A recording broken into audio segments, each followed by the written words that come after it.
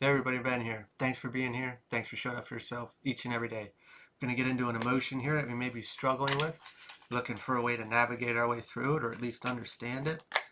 And we'll go from there. So we got, looks like three. We got rejected, discouraged, and paranoid. These all go together. At least rejected and discouraged goes together. Paranoid, why would we be paranoid? Uh, Easier, simple situation, we'll look at a romantic relationship or work. I applied for a job or I put myself out there. Same thing with a romantic relationship. Oh, or I could just put paranoid in the first. Maybe we're worried about being rejected, and that is making us discouraged. We won't even make an effort to put ourselves out there, romantic relationship wise, or uh, work. We were talking about work.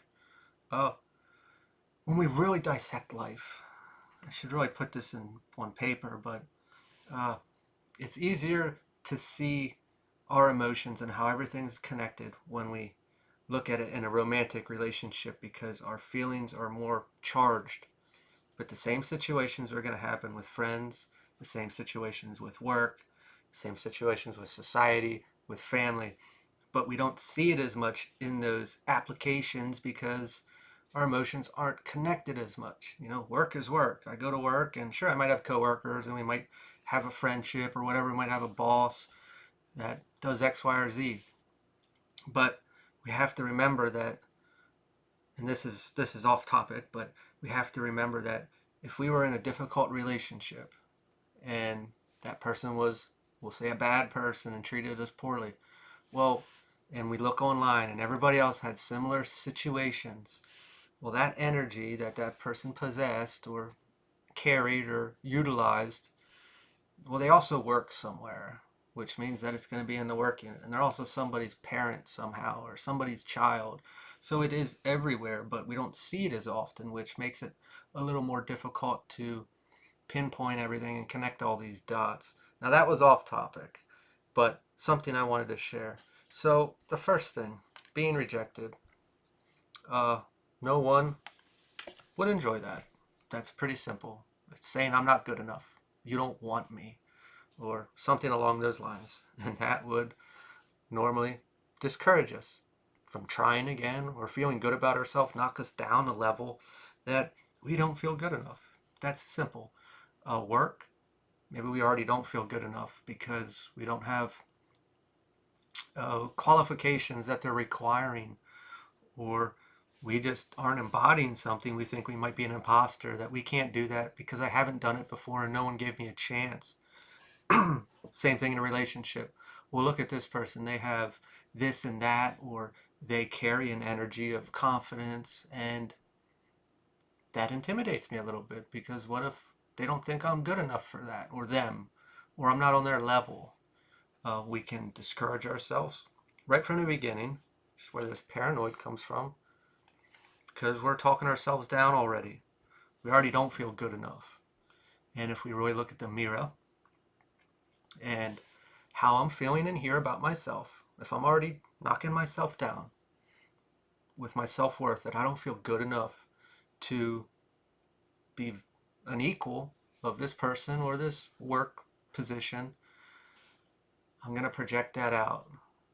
And then my external is going to prove to me how I feel about myself. So when we walk into situations like this, we usually get validation because all it's doing is validating how we're feeling.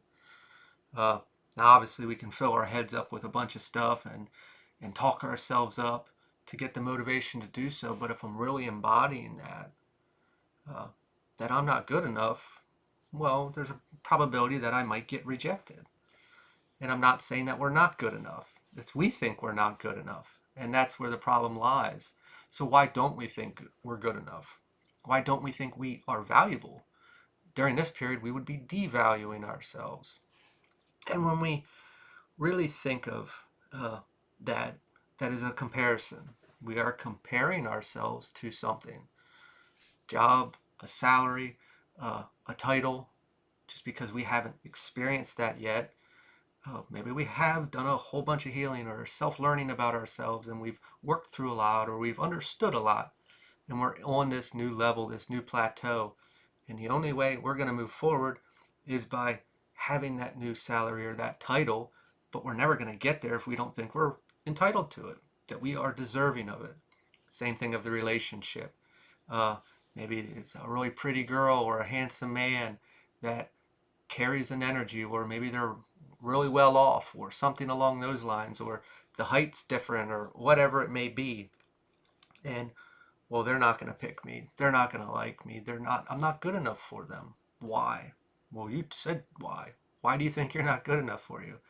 You know, I personally think in relationships like that it's really about the person. When you actually get somebody that's intelligent and understood a lot or learned a lot, sure, attraction is nice and it is necessary to an extent, but that person holds something that is going to be important to you, and their little quirks are going to be special to you.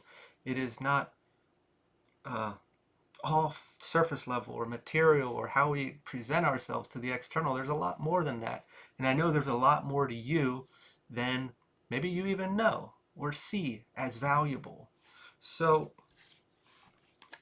we're worrying about something because it's going to knock us down a bit. And that came from something that didn't happen yet, because we didn't do anything with it, because we're too afraid of what could happen versus what can happen. And at the end of the day, wouldn't you rather know? What if it did work? And what are you embodying? So we're worried. The opposite of paranoid is protected. How do we protect ourselves? Being rejected can be viewed as redirection. Discouraged is drive. So I'm not saying we're going to get rejected. In our mind, we think we might. And making peace with it, if we did get rejected, that we're being redirected. Something was off. Can look at this. Hey, maybe it's not a good time with the other individual. They got a lot going on that they need to accomplish. Maybe their parent just died, a lot of other things that they wouldn't be in a position to truly give you the attention that you deserve. Or maybe we're not in a good place to do the same and we're trying to fill a void.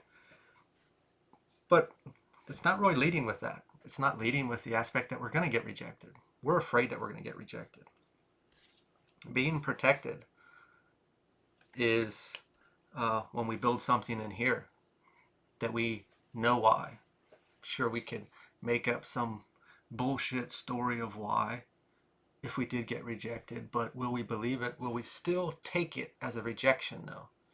The need for the external to prove to us that we are good enough is a difficult one to change, but a lot of us lead with that because it's validating. It's proof that, hey, somebody likes me or somebody sees my value beyond what I think I carry. It's proof, and I understand that.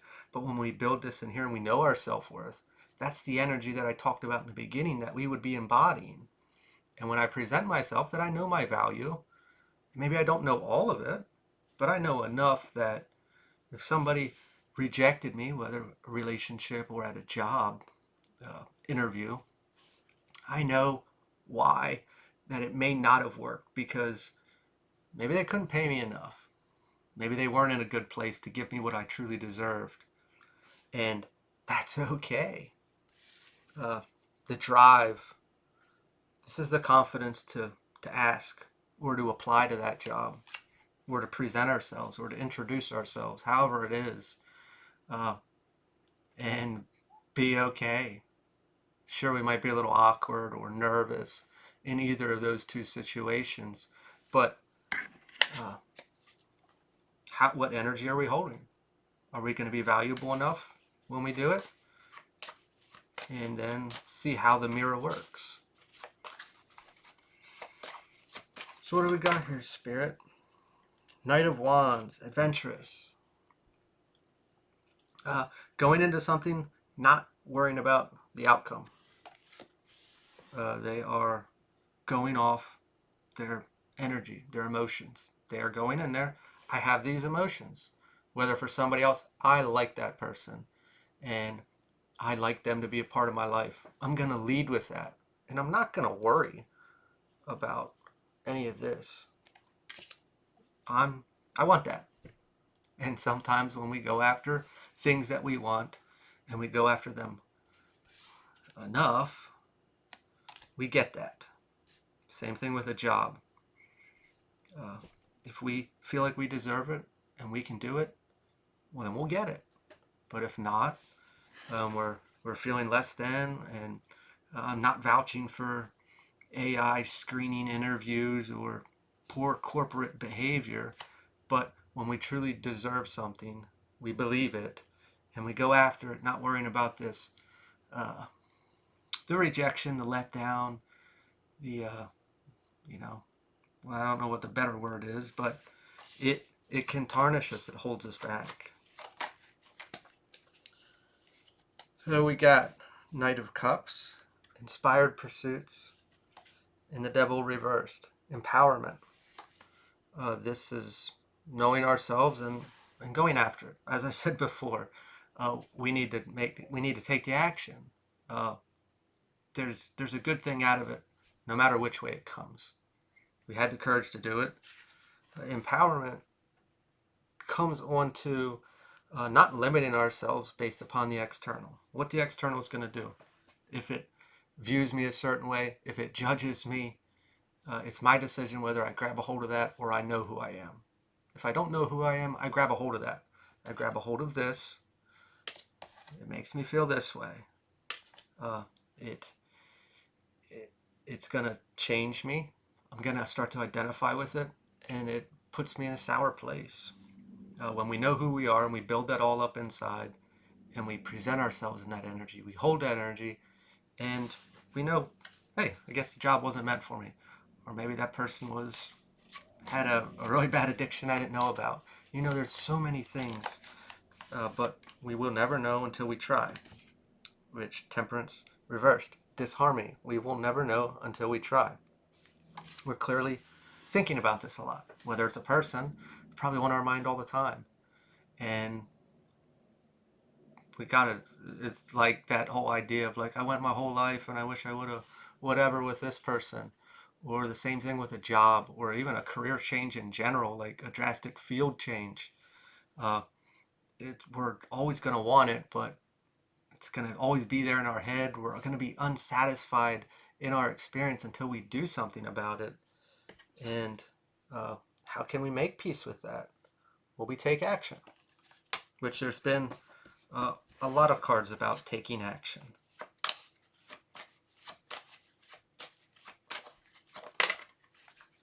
Eight of Wands, progress, how quick something can take place when we go in there.